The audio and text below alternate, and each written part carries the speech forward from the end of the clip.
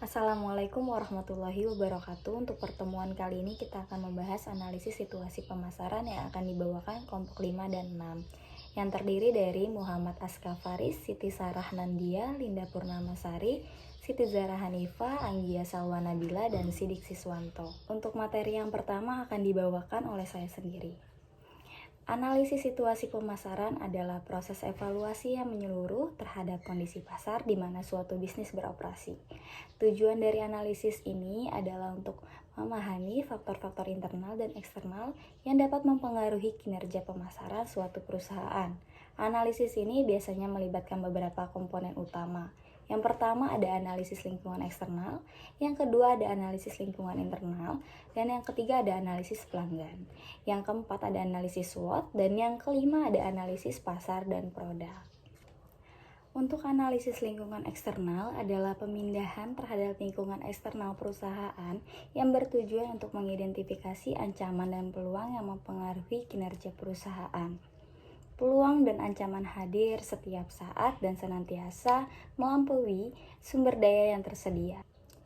Untuk analisis lingkungan internal, menurut Ryan Shah 2013 merupakan proses identifikasi dan analisis terhadap kekuatan dan kelemahan dari dalam perusahaan yang mengkaji manajemen perusahaan, operasi, dan produksi perusahaan, sumber daya manusia, dan keuangan.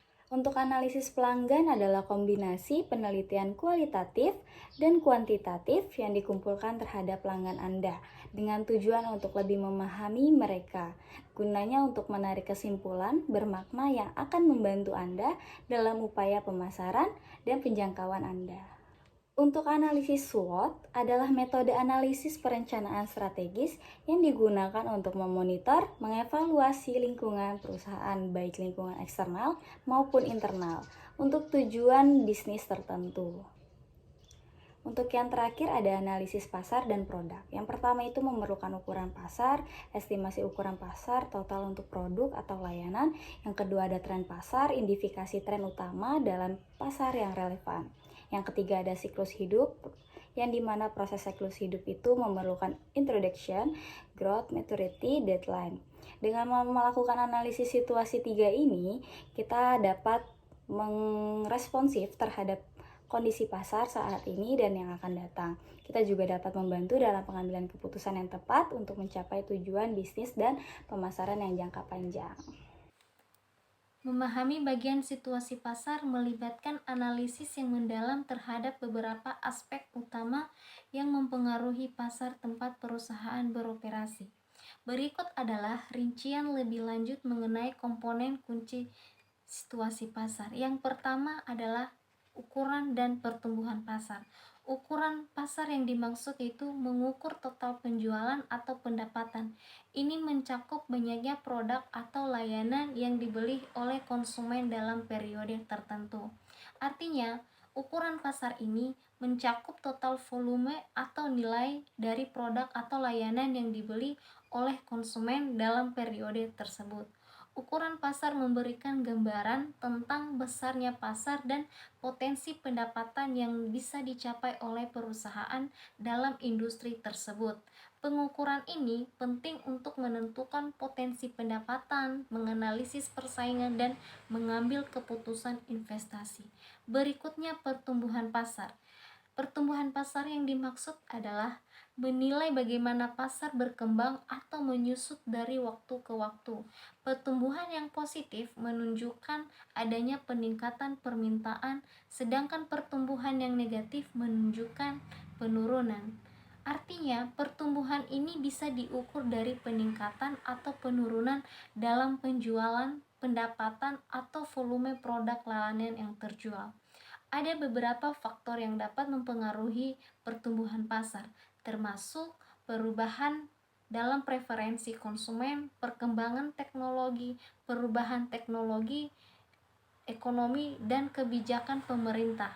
Pengukuran pertumbuhan pasar penting untuk menentukan tren pasar, strategi pengembangan, dan analisis kompetitif. Kedua adalah segmentasi pasar. Segmentasi pasar terdiri atas segmentasi demografis, segmentasi geografis, segmentasi psikografis, dan segmentasi perilaku. Segmentasi demografis yang dimaksud di sini yaitu membagi pasar berdasarkan faktor-faktor seperti usia, jenis kelamin, pendapatan, pendidikan, dan pekerjaan.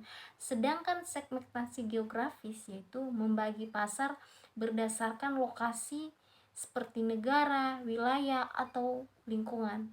Berikutnya segmentasi psikografis yang artinya membagi pasar berdasarkan gaya hidup, nilai, sikap, dan kepribadian. Sementara segmentasi perilaku membagi pasar berdasarkan perilaku konsumen termasuk kebiasaan pembelian, manfaat yang dicari, dan tingkat penggunaan produk. Jadi, pertumbuhan positif dalam segmentasi ini menunjukkan adanya peningkatan permintaan yang dapat menjadi tanda pasar yang sehat dan berkembang.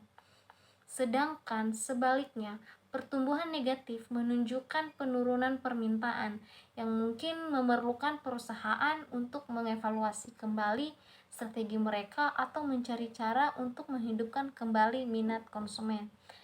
Jadi, yang artinya segmentasi pasar ini itu proses membagi pasar yang luas menjadi kelompok-kelompok yang lebih kecil dengan karakteristik atau kebutuhan yang serupa. Berikutnya adalah tren pasar. Yang dimaksud dari tren pasar ini adalah mengidentifikasi dan menganalisis tren yang sedang berlangsung di pasar seperti perubahan dalam preferensi konsumen, kemajuan teknologi, atau perubahan regulasi. Beberapa langkah penting dalam mengidentifikasi dan menganalisis tren pasar ini yaitu perubahan dalam preferensi konsumen. Artinya, konsumen terus-menerus mengubah preferensi mereka berdasarkan faktor seperti gaya hidup, nilai-nilai, dan kebutuhan. Menginvestasi perubahan ini membantu bisnis menyesuaikan produk dan strategi pemasaran mereka. Beberapa cara untuk mengidentifikasi perubahan dalam preferensi konsumen termasuk survei konsumen, analisis media sosial, penelitian pasar. Dan yang kedua dalam tren pasar ini adalah kemajuan teknologi.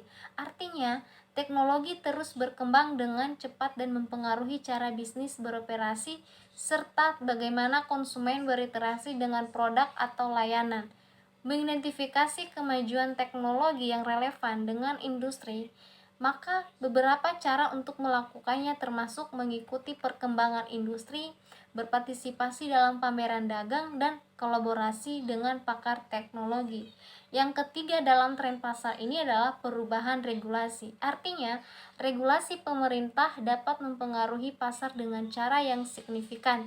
Bisnis perlu memantau perubahan regulasi yang dapat berdampak pada operasi mereka, seperti undang-undang baru, perubahan kebijakan perdagangan, atau peraturan lingkungan. Beberapa cara untuk melakukannya termasuk memantau kebijakan pemerintah, bergabung dengan asosiasi industri, dan konsultasi dengan ahli hukum.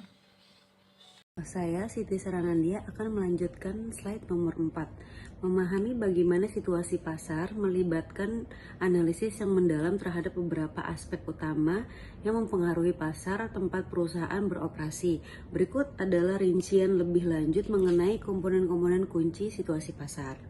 Yang pertama, ukuran dan pertumbuhan pasar. Ukuran pasar mengukur total penjualan atau pendapatan. Ini mencakup banyak produk atau layanan yang dibeli oleh konsumen dalam periode tertentu.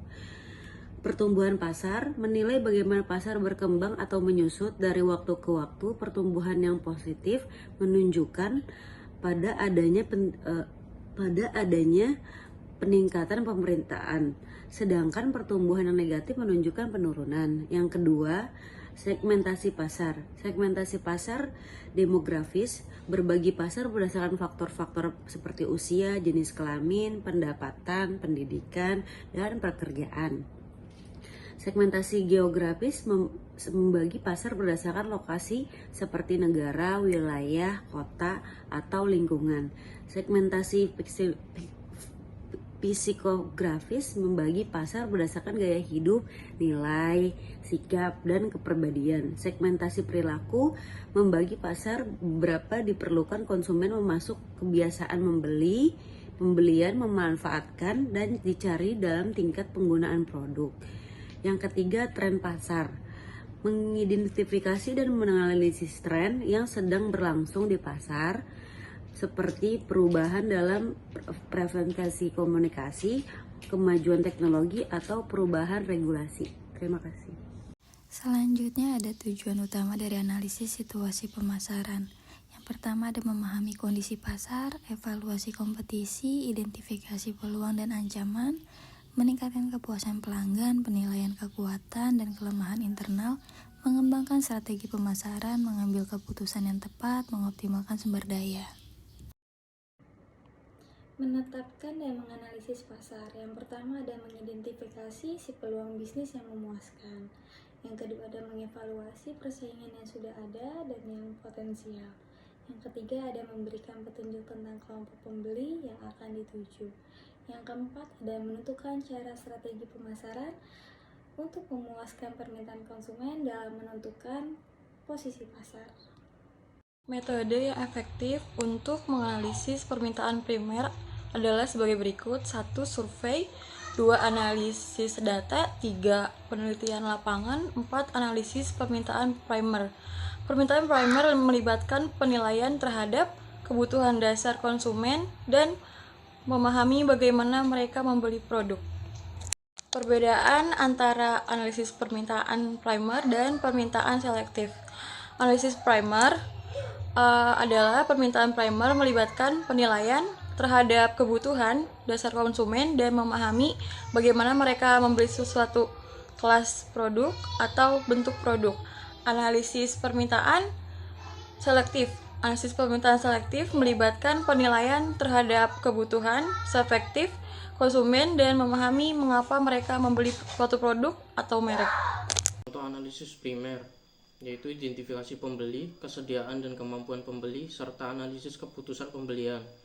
Contoh analisis selektif, yaitu melakukan survei terhadap konsumen setia Nike untuk memahami alasan mereka memilih produk tersebut, apa yang mereka sukai dari produk Nike atau apa yang mereka rasakan ketika menggunakan produk Nike. Cara menentukan kekuatan dan kelemahan pesaing.